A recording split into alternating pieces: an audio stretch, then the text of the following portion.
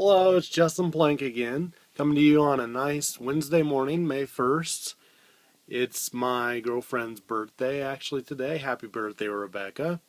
That's not the only reason why I came onto the video, but this is my part 3 of 3 parts that I've been rambling on about the 2 tour programs that I was going over yesterday in the previous video, and then part 1, which was also yesterday, the Dyke Parks albums that released on Record Store Day, as well as the Voleurs.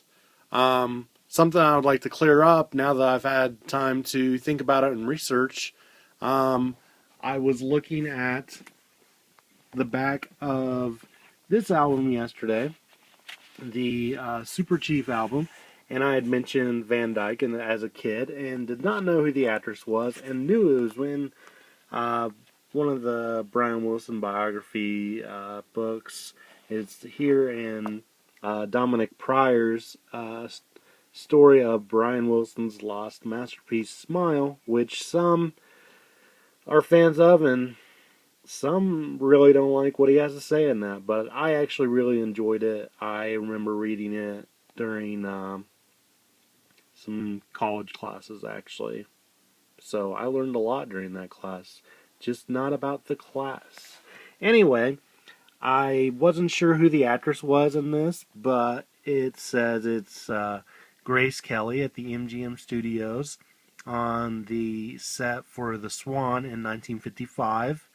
So, and then that's Van Dyke at age 12, as the picture says.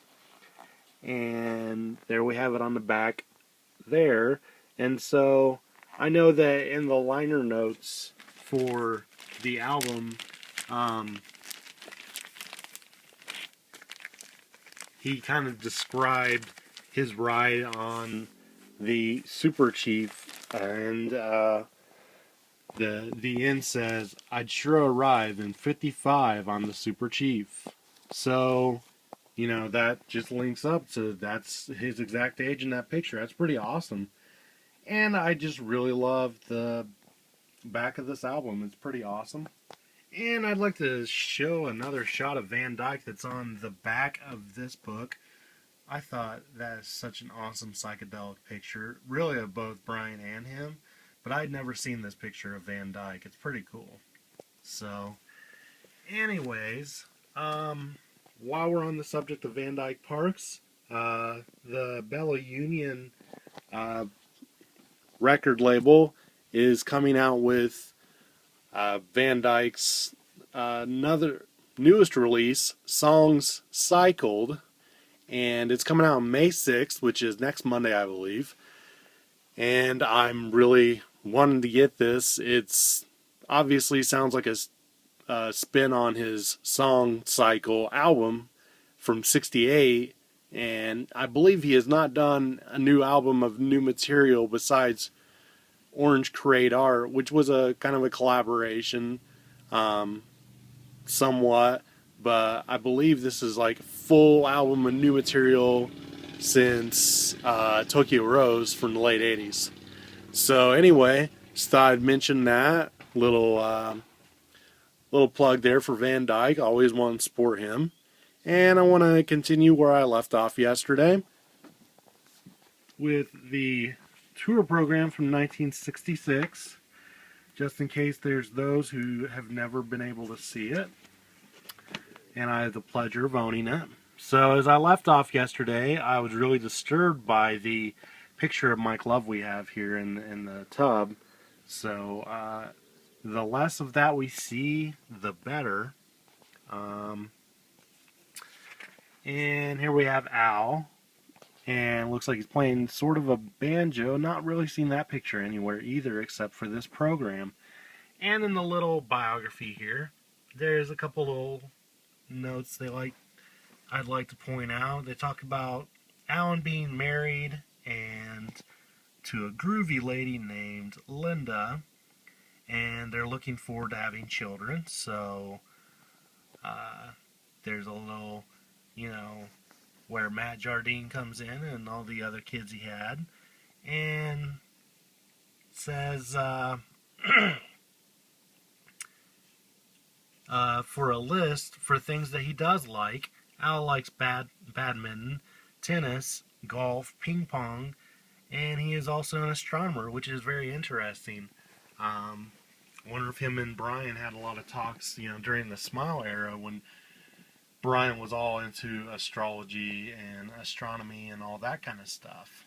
Uh, and kind of funny, he's into tennis, so I wonder if he was an inspiration for. Uh, oh, what song is that? Just lost that. Match Point of Our Love. Yeah, wonder if he was the inspiration. Not really. It's probably a bad joke, but I just thought I'd link something there to the MIU album because I know how much everyone loves that album. And here's Bruce. Nice shot. Little ironic thing mentioned in his little biography here. And we'll try to focus that. There we go. And says his ambition is confined to a determination to win an Oscar by the time he's 30 for songwriting. Why not? Someone's got to win one every year.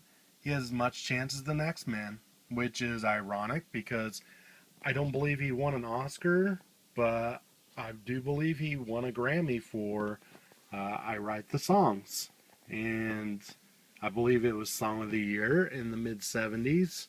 I want to say 1975. I could be completely wrong. I can't remember. I'm not so great in my years, but I do love other details that I'm fascinated with. So, anyway, another thing that points out in this little biography is that he is known as the quote-unquote Phantom Beach Boy, which I've not really heard. Maybe in a couple of different biographies of the Beach Boys. I know notably in the American Family Beach Boys TV movie, which I own and love to this day, and which got me into the Beach Boys, Marilyn Wilson in the movie calls him the Phantom Beach Boy when she meets Bruce Johnston. Bruce Johnston. Jeez, I can't talk this morning. So, anyway, just something I'd like to point out. Thought it was odd. And here's the end. Of course, they got to plug their best of album. Of course, whoever put this together, if it was Capitol, they thought, oh, Pet Sounds wasn't that good, so we got to put this out and put Louie Louie on it, and that's really odd. But actually, I love this album. My dad had it on 8-track in his old Dodge truck, and I love everything about this album. I love that Louie Louie's on it. I love Kiss Me Baby and You're So Good to Me and Warm to the Sun.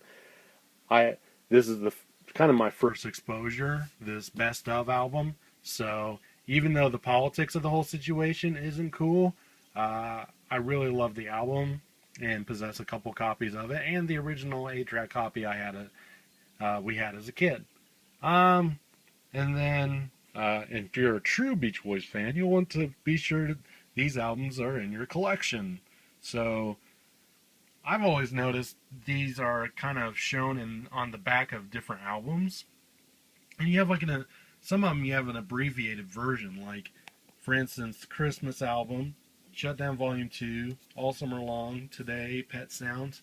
You have an abbreviated version of the titles on here, and I always thought that was real interesting. I didn't know why it was like that, and I just assumed maybe because I know there's song titles on these 3 albums, Old Dude Scoop, Surfing Safari, and Surfing USA, but also I believe in smaller fonts on Today, Pet Sounds, and Shutdown Volume 2 and All Summer Long all have song titles, and they kind of took that off. So I figure maybe because they just want to save room and put the title in, but I noticed the font is kind of different from all the others. And then on the other page, we have the International Fan Club. Fortunately, the previous owner did not cut this out. And I love that picture of the Beach Boys. That was featured in the Smile box set. Or not the box set, but the booklet, I believe. Was it? No. The vinyl album, when you fold it out, the gatefold is this picture. I love this picture. It's that Pet Sounds Smile era 66 kind of era where everything's really awesome and they're being huge at this time. Um, and I believe it was on the first Endless Harmony album cover as well. Here's the perks you'll have as a Beach Boys International Fan Club member. Meet the Beach Boys at all special events in your town. Get in on private autograph parties. Ooh. Membership card with photo on the back. Autograph photo of the Beach Boys. Let's see. A newsletter every 3 months. Souvenir Beach Boys badge. And there we go. Exciting contests. So, if anybody has any information about this, feel free to comment on the video, email me, message me on YouTube. I would love to hear about this stuff. I'd love to see it if anybody has anything from this international fan club. I'm interested in any of the fan clubs that went on. Notable thing here, email to Miss Audrey Wilson. There's the address, and there's a little message, I believe, to the fans. It's just kind of saying we've revamped the fan club, and it's a little different now, but you know, we're still going to be there for you. So, and here's the back, which has the studio microphone. I really like this. It's pretty awesome. It's got that best of Beach Boys pictures from Pet Sounds, and it's pretty cool. I'll move on quickly to the 1976. As we can see, 10 years later, we have a little bit